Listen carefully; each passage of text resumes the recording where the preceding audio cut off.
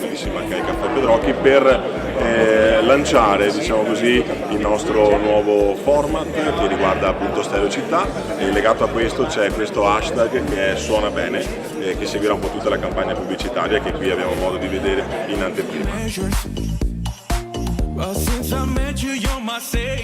Oggi per noi è una giornata molto importante per la presentazione di Stereo Città sotto appunto la nuova direzione artistica affidata a Tommy Villa.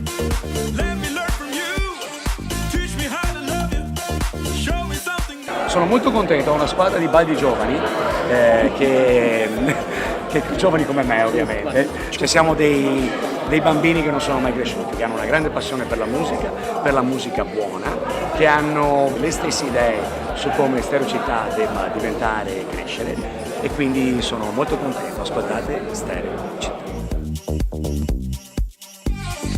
Stereo Città nasce 7-8 anni fa.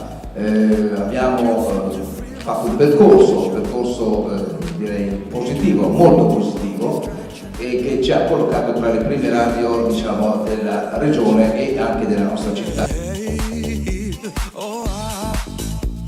7 anni fa, quando abbiamo iniziato questa avventura con la concessionaria e l'editore, siamo stati avvantaggiati secondo me dal rapporto che si è creato tra il commerciale e l'artistico. Noi siamo gente che sfida e cerchiamo di sfidare sempre non soltanto il nostro tempo, ma anche, diciamo così, quelle che sono le innovazioni del nostro tempo.